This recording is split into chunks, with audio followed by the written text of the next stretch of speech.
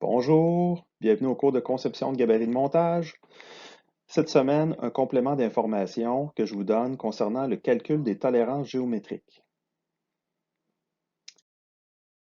Les tolérances géométriques qu'on va calculer dans ce projet ou dans cette démonstration vont vous servir pour le projet final qui est le perçage d'indexage. Dans ce projet, vous aviez à calculer la valeur des tolérances géométriques.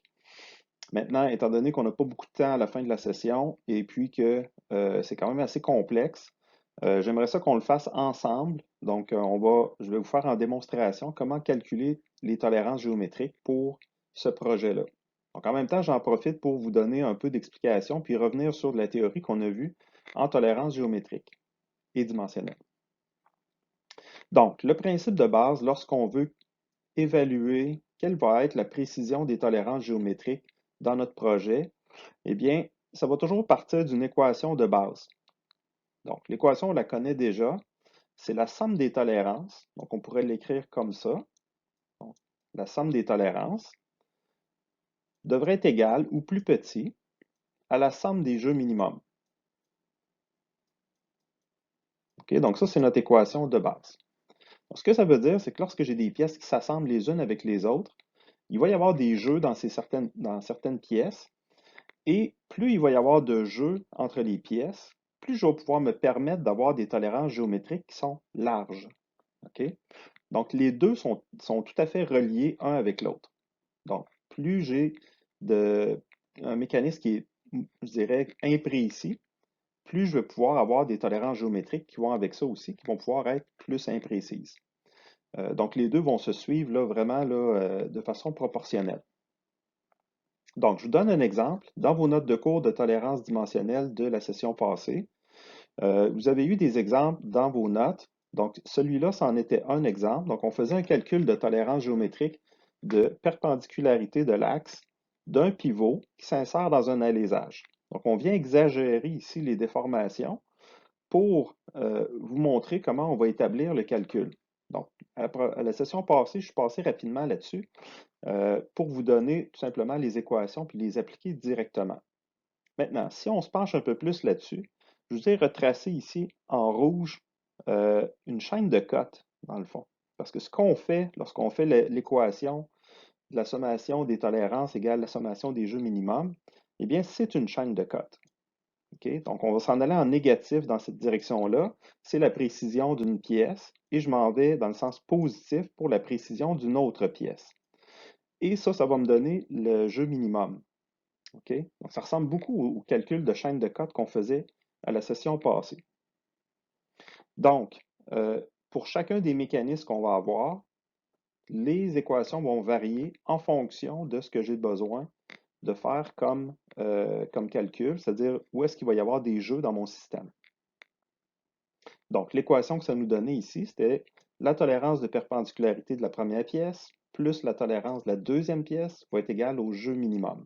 Donc ici, c'est très simple parce que j'ai juste deux pièces. Okay? C'est vraiment contenant-contenu.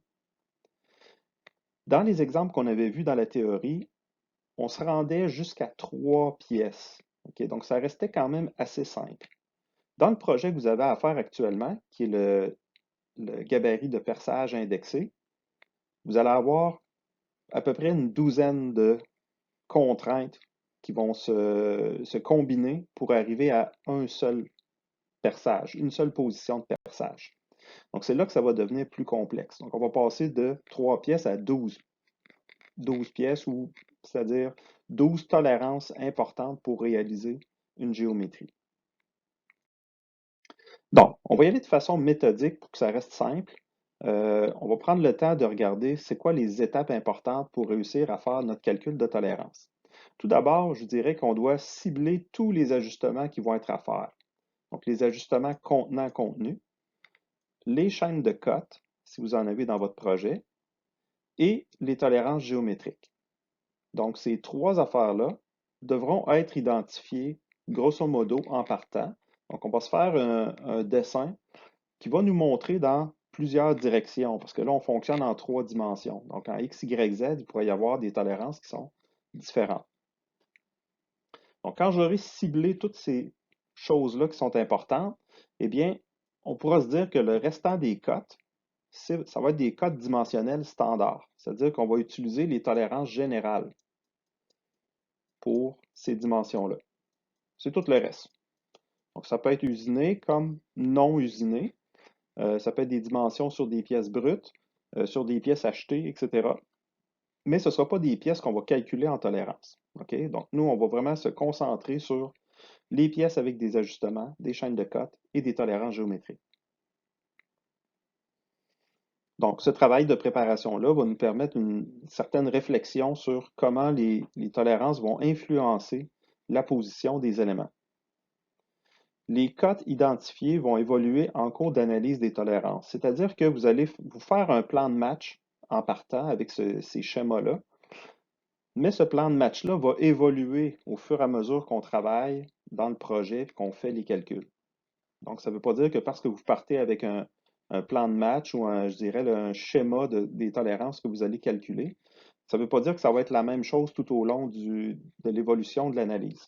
Donc, ça se peut qu'il y ait des changements qui se fassent en cours de route, et même c'est sûr qu'il va y en avoir, parce que c'est très difficile, à moins d'être très, très expérimenté, là, ça va être assez difficile de savoir exactement tout ce qui va influencer la position des pièces dans un assemblage complexe.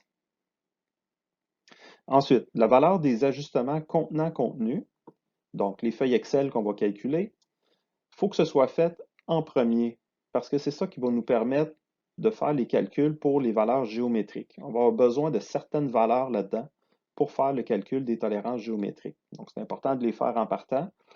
Si vous avez des chaînes de cotes aussi, on pourrait les faire tout de suite dans les premières étapes pour se servir de ces chiffres-là éventuellement pour faire les calculs de valeurs géométriques. Dans notre projet, ce n'est pas le cas. On n'aura pas de besoin. Mais ça pourrait arriver dans certains autres projets qu'on pourrait avoir à utiliser certaines valeurs. Donc, premièrement, ce que je vais faire, c'est que je vais cibler quels sont les ajustements contenant contenu standard que je vais utiliser. Donc, on peut commencer par le canon de perçage. Donc, sortir dans la documentation du fournisseur du canon de perçage, qu'est-ce qui est important d'utiliser comme tolérance. Ici, j'avais écrit RC1, mais finalement, après recherche, je me suis rendu compte que je ne pouvais pas faire mieux qu'un RC3.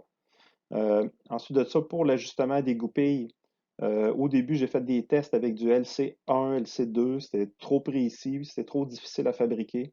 Donc, j'ai baissé la tolérance des pièces, je me suis rendu jusqu'à LC6, etc. Donc, il y a une évolution qui se fait dans votre plan de match. OK? Donc, on se sert de ça pour, je dirais, se faire une carte routière là, de savoir c'est quoi la stratégie qu'on va avoir au niveau des tolérances, des ajustements qu'on va faire. Donc, faites-vous des captures d'écran comme ça de votre assemblage. Vous pouvez y aller en plusieurs dimensions différentes. Donc, ici, je le fais dans la direction Y, dans la direction X, pour bien voir toutes les composantes. Ensuite, l'étape suivante, c'est d'analyser les tolérances géométriques qui sont importantes à ajouter. Donc, on va se faire un schéma, encore une fois, un plan de match qui va comprendre, dans le fond, toutes les tolérances géométriques que je pense avoir de besoin dans mon système. Donc, pour certaines, ça va former comme une chaîne de cotes. Okay? Mais pas toujours, mais il y en a certaines que ça va être comme ça. Et on va voir le résultat que ça va nous donner tout à l'heure. L'objectif, ça va être si on peut dire, de répartir la tolérance globale qu'on veut avoir pour notre perçage. On va la répartir sur l'ensemble de cette chaîne de codes géométriques-là. On va aussi, dans cette chaîne-là, tenir compte du facteur multiplicateur et on va en reparler tout à l'heure. Donc, voici le plan de match que j'ai tracé à la première étape, je dirais, d'analyse de mes tolérances géométriques. Okay? Ça peut paraître complexe comme ça, mais dans le fond, j'ai pris dans la direction des X. Donc, ma direction X, moi, j'ai ciblé que c'était celle-là comme ça.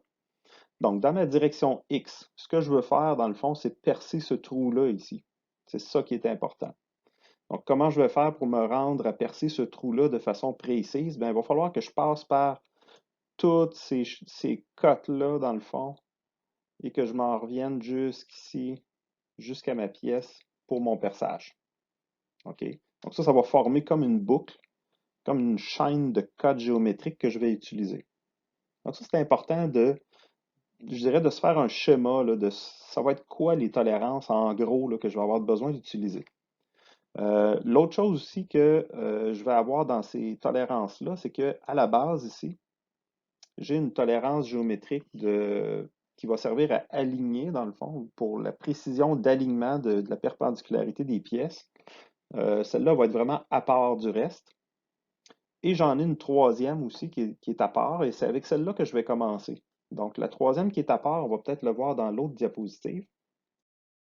Donc, dans la direction des Y, moi j'ai placé les Y comme ceci, et les Z, je les ai envoyés par en bas comme ça. OK? Donc, c'est la direction du perçage en tant que tel. Donc, vous comprenez que dans cette direction-là, le trou n'est pas vraiment positionné, ou du moins, il n'y a pas de précision importante dans la direction des Z. Donc, il n'y a aucune tolérance dans la direction Z. OK? Parce que le perçage se fait dans cette direction-là. OK, donc je reviens à ma dernière tolérance que je vous avais parlé. C'est la position des trous de boulonnage qu'on a ici. On va avoir des trous de passage et des trous filetés. Donc, on en a 4. Et ces perçages-là vont être traités de façon indépendante au reste. Donc, si je vous fais un petit résumé de tout ça, on va avoir une grosse chaîne qui va permettre d'arriver au perçage. On va avoir une perpendicularité ou un parallélisme sur la portion du bas ici, dans le fond, qui est la surface de contact à la base, parce que c'est ça qui va venir faire aligner toutes les pièces, dans le fond, dans la bonne direction. Et on va avoir aussi les perçages des trous d'assemblage qui sont ici, qui, eux, n'ont pas d'incidence sur la position du perçage. OK, donc je vais commencer avec ceux-là. Donc, les trous de perçage, les trous de passage et les trous filetés qui servent à faire l'assemblage du montage. Donc, on a comme 3 plaques qui forment le châssis. Donc, ces 3 plaques-là vont être assemblées par boulonnage. On ne veut pas utiliser de soudage dans notre montage pour éviter la distorsion des pièces. On veut que ça reste très précis. Donc, comment on va faire pour calculer la position des trous? Donc, c'est des tolérances de localisation. Eh bien, on va utiliser un modèle qu'on connaît déjà, qu'on a vu l'année passée dans le cours de tolérance dimensionnelle géométrique. Ce modèle-là, vous l'avez dans les notes de cours à la page 108, donc le document de tolérance. Donc, si je fais une courte analyse de tout ça, les positionnements n'ont pas d'influence directe sur la précision du perçage à réaliser. OK, on en avait déjà parlé. Ces tolérances doivent permettre un alignement correct des trous pour assembler la base et l'équerre, et aussi dans la partie supérieure, l'équerre et la plaque de dessus. Donc, l'équerre, c'est la portion verticale, là, la plaque qui est verticale. Euh, Juste pour ne pas confondre, là, parce qu'on a utilisé différents termes là, pour cette plaque-là, le mur, le montant, etc. Donc, moi, dans le document ici, je l'appelle l'équerre. OK. On va avoir des goupilles précises. Dans mon cas, ils mesurent 8 mm de diamètre. Et ces goupilles-là, c'est eux qui vont permettre l'assemblage précis des plaques les unes avec les autres, et non pas les vis. Donc, c'est pour ça que les vis sont traitées indépendamment du reste des tolérances géométriques importantes. Comment on va faire ça? Eh bien, on va utiliser la recette toute faite qu'on a dans nos notes. L'équation à suivre, c'est T1 plus T2 va être égal au jeu. Donc, c'est sûr que première chose que je vais faire, si je veux établir mes tolérances, c'est de calculer mon jeu. Et ça, c'est très facile. Ce que je vais faire, c'est que je vais prendre, dans mon cas ici, j'avais une vis de 5, 16, 18. Je pourrais aller dans le Machine Runbook puis trouver le diamètre précis majeur maximum. Sauf que ce n'est pas nécessairement la valeur qui est la plus importante ici parce que on va arrondir les valeurs. Étant donné qu'on a énormément de jeux, comparé à d'autres tolérances, eh bien ici, ça ne donne pas grand-chose d'aller chercher des petits millièmes parce qu'en bout de ligne, on va arriver avec, je dirais, beaucoup de jeux. Donc ça, c'est la première chose, savoir le diamètre nominal de la vis. Et ensuite, je vais y aller avec un choix d'ajustement pour le trou de passage. Donc, mon trou de passage ici, moi, je vais y aller avec un ajustement de type close. Vous avez le tableau qui est à la page 109 de vos notes de cours de tolérance. Et puis, pour un diamètre de 5,16 nominal, on va trouver un diamètre mineur, ou un diamètre, je dirais, minimum de 328 et un diamètre maximum de 334 millièmes de pouce. Donc, moi, ce qui va m'intéresser, c'est le 328, parce que c'est le diamètre le plus petit pour mon diamètre de passage. Et je vais calculer mon jeu minimum. Donc, pour calculer le jeu minimum, ça me prend la plus grosse vis possible dans le plus petit trou de passage possible. Donc, le résultat de l'équation, 328, mon trou de passage minimum, moins le diamètre de la vis, 5,16 qui est 313 pouces, millièmes de pouce. Donc ça me donne 16 millièmes de jeu. C'est mon jeu minimum. Et comme je travaille en métrique dans l'ensemble du projet, je vais convertir ça en millimètres. Ça me donne 394 millièmes de millimètre. Maintenant, pour trouver ma tolérance 1 et ma tolérance 2, ils sont équivalentes les deux. Okay? Donc, c'est le même procédé de fabrication pour les deux perçages. C'est fait sur la commande numérique. Donc, à ce moment-là, T1 va être égal à T2. Donc, je peux dire que le jeu minimum va être égal à 394 divisé par 2. Donc, ça me donne à peu près 200 millièmes de millimètre. Donc, ce que je fais, c'est que sur mes dessins de détail, je vais identifier la géométrie avec sa précision au niveau des diamètres. Donc, ça, c'est mes trous de passage convertis en métrique.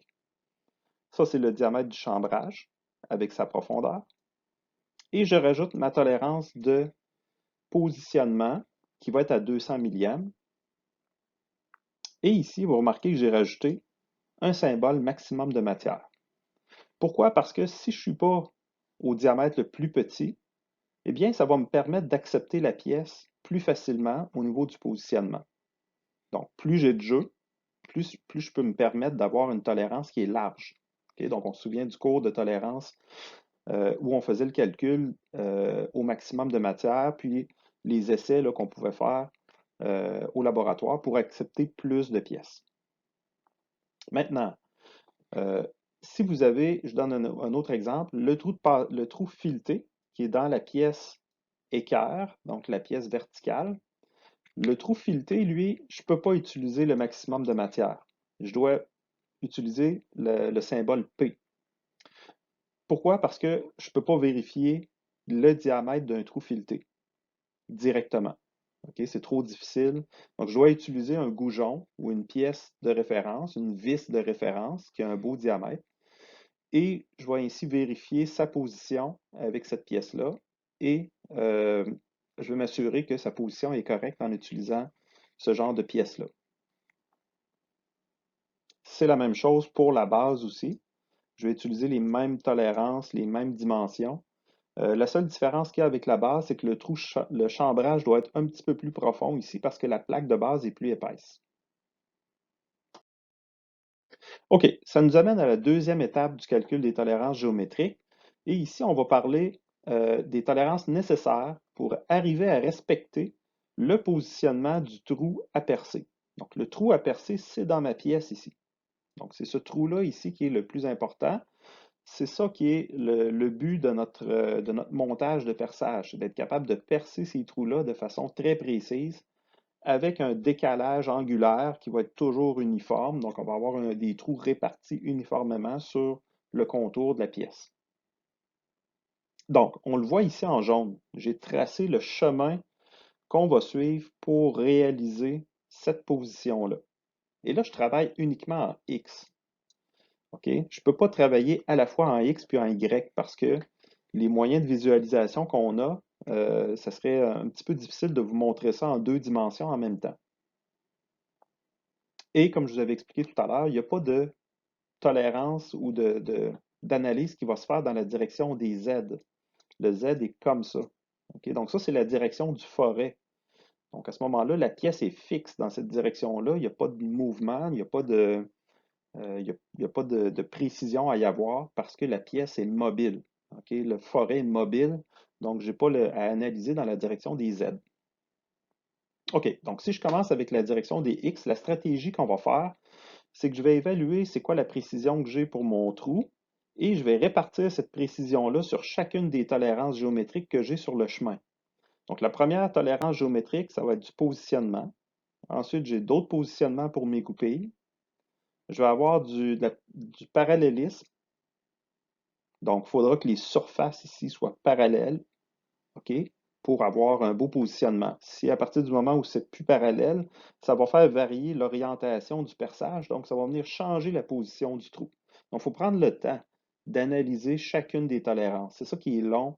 Il ne faut pas essayer d'aller trop vite puis plugger des équations là-dedans, parce que c'est là qu'on va faire des erreurs. OK? Il faut essayer d'y aller de façon très logique. Donc, j'analyse mon système. Donc, une fois que je suis rendu sur cette plaque-là, la plaque verticale, eh bien, je vais passer à l'alésage. Ensuite, j'ai besoin de positionnement pour bien positionner mon trou au centre.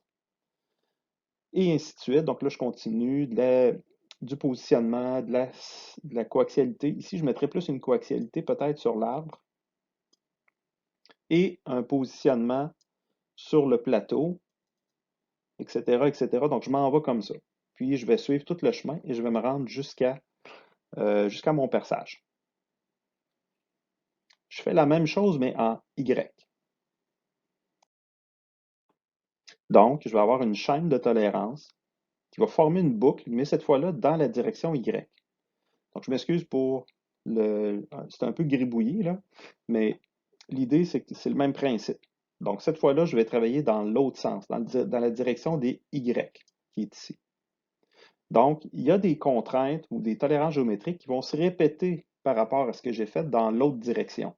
Comme par exemple, la position de ce trou-là ici, c'est la même, ça va être la même tolérance qui est utilisée dans deux directions, en X puis en Y.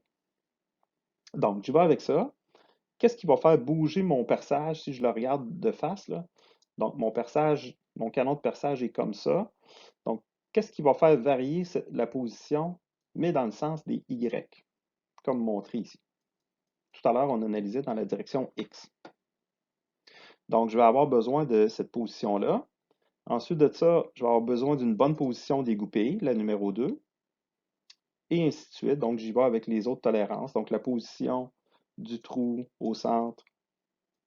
Je vais avoir besoin aussi du plongeur qui permet de positionner ou de faire l'indexage. Je vais avoir besoin aussi de positionner ma pièce avec la goupille sur le plateau.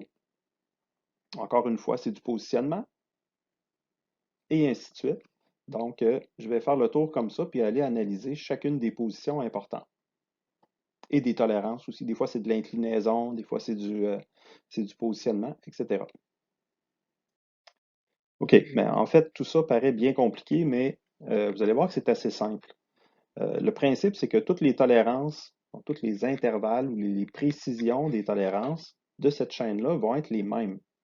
Donc, je vais avoir une chaîne avec beaucoup de tolérances, mais tout ça va valoir la même chose.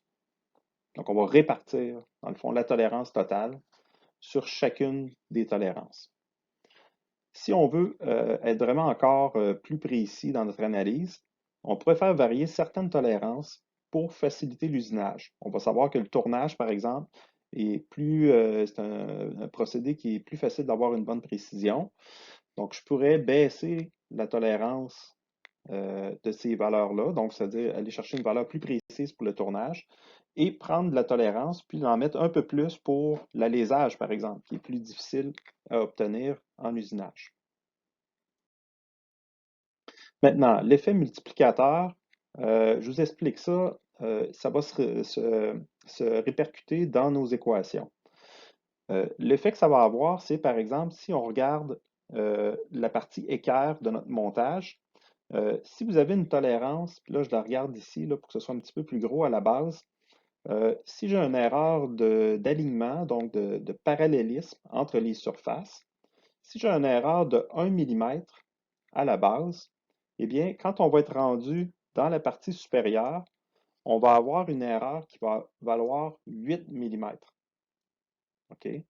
Donc, cet effet-là, c'est un effet multiplicateur qui est tout simplement dû à la géométrie des pièces. Donc, il faudra faire attention à cet effet-là dans nos équations. Donc, comment on va l'appliquer? Eh bien, on va tout simplement faire, si j'avais à calculer cette valeur-là dans une équation, là, ce n'est pas le cas. Mais si j'avais à le mettre dans une équation, cette valeur-là, je ferais 8 fois en avant de, supposons, T3 là, ou T2, qui serait la valeur de cette tolérance-là. Okay? Donc, c'est juste de rajouter le facteur multiplicateur qui vient justement se multiplier devant la tolérance. Très, très simple. Donc, on va faire le calcul plus en détail pour notre chaîne de tolérance. Donc, notre équation qui est en X, la façon que ça va fonctionner, c'est que je vais placer dans mon équation des T1, T1B, T2, T2B, T3, etc. pour chacune des tolérances. Pourquoi j'ai T1, T1B?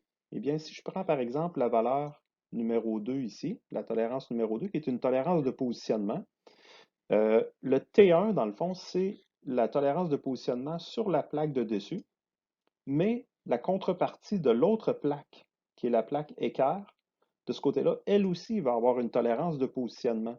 Donc, si j'ai une erreur sur cette plaque-là, eh bien, si j'ai une erreur sur l'autre plaque, c'est possible que les erreurs s'additionnent d'un côté à l'autre. C'est pour ça que c'est des termes séparés dans mon équation. Donc, moi, je les ai appelés comme ça parce que c'est plus facile de les reconnaître dans ma liste parce que pour dessiner, dans le fond, mon schéma, je ne voulais pas dessiner les deux côtés de chacune des tolérances. Donc, pour garder ça plus simple, j'ai fait seulement qu'un symbole, dans le fond, pour identifier deux affaires.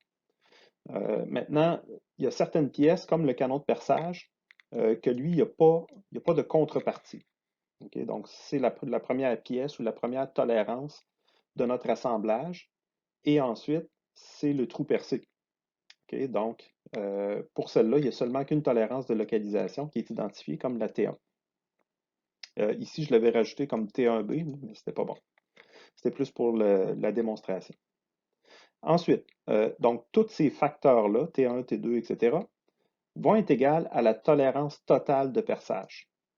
Okay, donc, il faudra que je retourne dans mes dessins, dans ma donnée de problème, et que j'aille identifier c'est quoi la tolérance qui est permise sur le positionnement de ce trou-là. Il ne faudra pas oublier aussi qu'il faut tenir compte du facteur multiplicateur. Dans mon équation, j'ai la tolérance de localisation numéro 6, qui est ici, qui va générer une erreur assez importante. Donc, elle est plus, je dirais qu'elle est plus critique que les autres tolérances, parce que si j'ai une erreur d'alignement de l'axe de mon arbre, étant donné la longueur pour me rendre jusqu'au centre de perçage que j'ai ici, eh bien, ça va créer une erreur qui va être à peu près 3 fois plus grande. Donc, si j'ai une erreur de 1 mm sur l'alignement de l'arbre, ça va donner environ 3 mm de variation sur le perçage. Donc, ici, j'ai rajouté un facteur multiplicateur de 3. Mais c'est pas mal la seule qu'on a ici dans cette équation-là qui a ce phénomène-là. Si vous n'êtes pas certain, faites-vous des petits croquis, comme j'ai fait dans l'exemple tout à l'heure. Faites-vous un dessin sur SolidWorks à l'échelle, mettez des erreurs d'1 mm et mesurez l'effet que ça fait sur la position du trou, par exemple. Là, vous allez voir que oui, OK, ça correspond à peu près 2 fois plus, 3 fois plus, etc. Donc, on le fait de façon graphique. Donc, sur ma donnée de problème, je vais identifier les valeurs que j'ai de besoin. Donc, premièrement, on va cibler c'est quoi la tolérance du perçage que je veux obtenir. Ici, moi, dans mon cas, c'était 0,5 mm de positionnement qui était requis dans mon travail. Ensuite, sur les valeurs qui étaient tolérancées pour le perçage, donc les valeurs importantes pour mon positionnement, eh bien, j'ai la surface de référence A, j'ai ma surface de référence B qui va être importante, parce que c'est des surfaces de contact avec lesquelles mes tolérances vont interagir. Et j'ai aussi la position du trou qui est à la référence C. OK? Donc, si vous regardez dans votre donnée de problème, vous allez voir que les chiffres ont changé. Moi, j'ai modifié ces trois tolérances-là. À la base, je pense que ces deux-là ici étaient à 0,25 et celle-là était à 0,5, quelque chose comme ça. Les tolérances étaient trop larges. Okay? Si j'avais eu à fabriquer cette pièce-là, puis faire le gabarit pour la fabriquer, j'aurais appelé le client, puis je lui aurais expliqué que je dois utiliser des positionnements plus précis sur les pièces. C'est-à-dire que le fabricant doit augmenter la précision de sa fabrication s'il veut que je réalise mon perçage ici avec une précision qui est acceptable. Okay? Donc ça, c'est vraiment le travail technique de génie mécanique, fabrication. C'est eux qui analysent les projets et qui doivent décider oui, non, je peux utiliser cette valeur-là, etc. Donc ça, ce que je viens de faire là, c'est ce qu'on appelle des transferts de cotes. OK? Donc j'ai fait varier la précision de certaines mesures dans le but d'être capable de réaliser d'autres mesures. Donc ça s'est fait, là, je dirais, ça fait partie du travail en TGM Fab, là, c'est le travail qu'on fait en gamme de fabrication, entre autres. Donc moi, je l'ai fait pour vous ici. J'ai analysé qu'il fallait baisser les chiffres de tolérance si je voulais être capable de réaliser ça. Ensuite, je vais établir mon équation au complet. Donc là, T1, T2, T3, etc. Donc je les ai toutes mis. J'arrive à 8 tolérances. Et puis, il ne faut pas oublier dans ces équations-là de placer la planéité de la pièce. Donc, si on revenait tout à l'heure, là, vous pourrez le faire plus tard en analysant le PDF, pas le PDF, mais le PowerPoint que vous allez avoir de disponible. C'est que la précision de la pièce qui est fabriquée est importante. OK? Donc, on ne peut pas percer une pièce précise si les surfaces de référence de cette pièce-là ne sont pas précises. Donc, ça fait partie intégrante de notre équation. Donc, on a un facteur multiplicateur que je vous avais déjà expliqué ici qui est 3 fois T6. Et on va avoir la dernière mesure ici qui est le 0,05, qui est la planéité de ma pièce, qui est une des 3 mesures que j'ai modifiées tout à l'heure. Donc, tout ça doit être égal à 0,5 mm, qui est la position ou la tolérance de position du trou que je veux percer. Donc, je combine tous ces facteurs-là ensemble. Si on sait que tous les t sont égaux, c'est comme si j'avais 15 fois t plus 0,05 qui doit être égal à 0,5. Donc, j'arrive avec une valeur de t, en isolant le terme, qui est à 30 millièmes de millimètre. Puis ça, 30 millièmes de millimètre, ça correspond environ à 1,5 millième de pouce. Okay? C'est quand même assez précis. Donc, il faudra que chacune des tolérances que je vais utiliser pour mes pièces devront être dans l'ordre du millième de pouce environ. Puis si je réussis à avoir toutes ces tolérances-là avec la bonne précision, je vais être capable de percer mon trou à 0,5 millième de millimètre. C'est-à-dire 0,5 mm.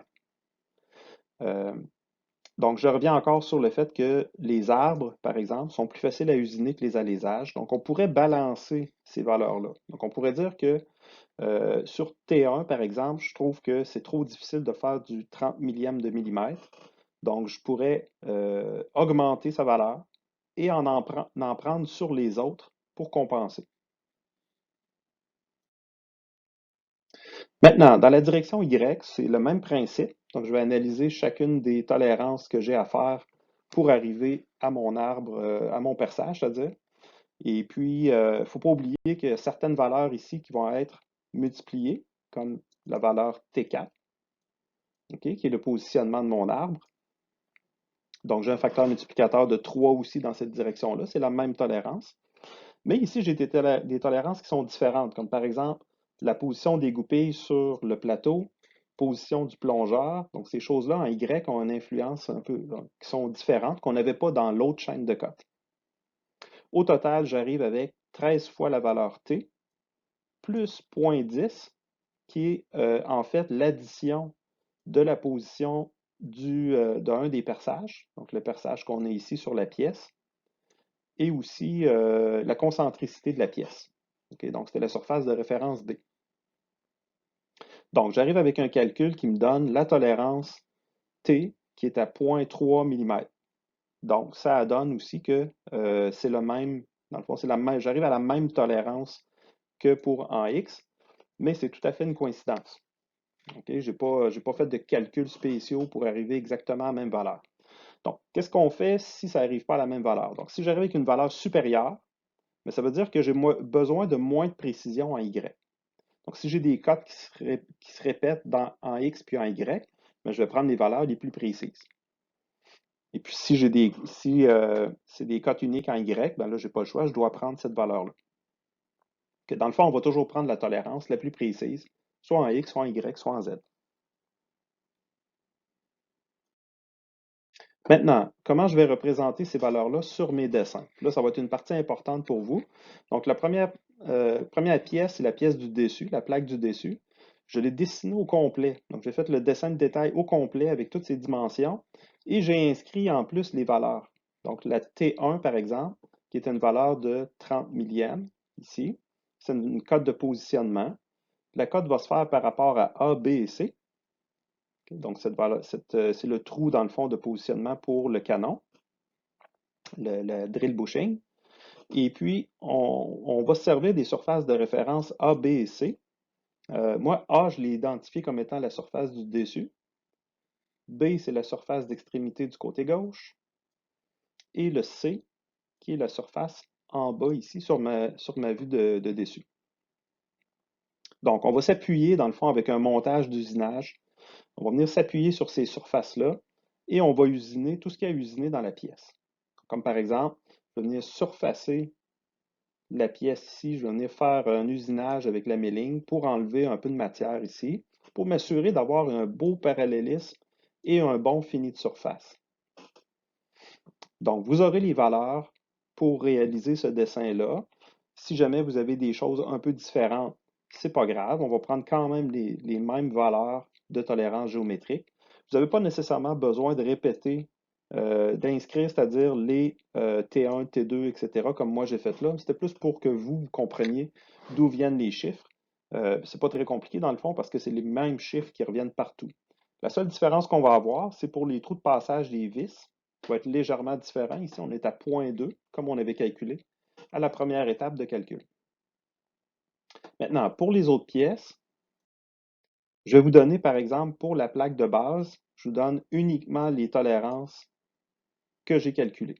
Donc, vous avez ici une valeur de positionnement pour les trous et vous allez avoir une valeur de parallélisme qui va être utilisée pour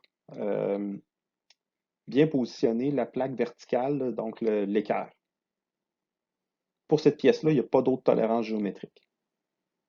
Vous allez devoir, dans votre projet, vous continuer la cotation, donc finaliser toutes les mesures que j'ai de besoin pour la fabrication de ces pièces-là, donc les rainures, etc. Moi, je vous donne uniquement les tolérances géométriques et les valeurs que j'ai calculées. Donc ça, c'est pour la plaque verticale. Donc on remarque ici qu'il y a plus de tolérance, une pièce qui est un peu plus complexe. Donc on a des tolérances de positionnement qui se répètent pour les trous de passage des vis. Donc ici, c'est la portion filetée des trous de passage.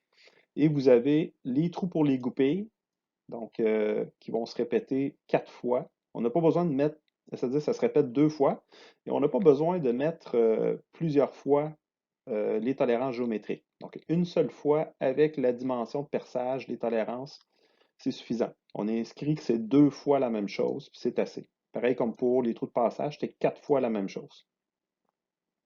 Ensuite, dans l'autre direction, on a des tolérances aussi à respecter. Si vous remarquez, habituellement, j'ai mis 0.30, 0.30. Oui, excusez. J'ai inscrit 30 millièmes. Je l'ai écrit à 3 décimales. Donc, c'est ça que je veux vous dire. Et puis, ici, j'ai fait une petite erreur. J'ai oublié. Je l'ai mis à 2 décimales. Okay? Normalement, on met le même nombre de décimales que ce qui est donné dans des valeurs du diamètre. Donc, si j'ai un diamètre qui est donné à 3 chiffres après le point, ma tolérance géométrique devrait être donnée 3 chiffres après le point. Les deux autres pièces qui nous restent, c'est le plateau d'indexage. Donc, je vous ai donné ici les tolérances que j'ai calculées. On a quand même beaucoup de choses, là. Le plateau d'indexage, c'est une pièce qui est complexe, qui a beaucoup de géométrie. J'ai aussi identifié les surfaces de référence. Donc, vous pourrez vous inspirer de ça pour faire vos dessins. Et la dernière pièce, c'est le pivot, donc l'arbre, qui va servir à guider le plateau d'indexage. Et puis, j'ai plusieurs dimensions ici, surtout de la coaxialité, qui est importante de respecter. Et j'ai rajouté ici une tolérance de perpendicularité. Donc, cette tolérance-là de perpendicularité, je ne suis pas sûr si je l'avais inscrit dans les équations, je l'ai rajouté après. Donc, ça, ce n'est pas dramatique, là, on peut faire ça. Rajouter une tolérance géométrique, ça ne fait pas de tort. On aurait pu s'en passer. C'est ça l'idée, dans le fond, c'est qu'on aurait pu se passer de cette cote-là facilement, mais je la rajoute juste en cas pour être sûr qu'il n'y ait pas un gros problème au niveau de l'alignement des surfaces. Donc, ça complète pas mal la théorie pour ça. Je vais vous fournir aussi en partage là, le PowerPoint qui vient avec ça pour que vous puissiez compléter vos dessins. Donc, bon travail à tout le monde.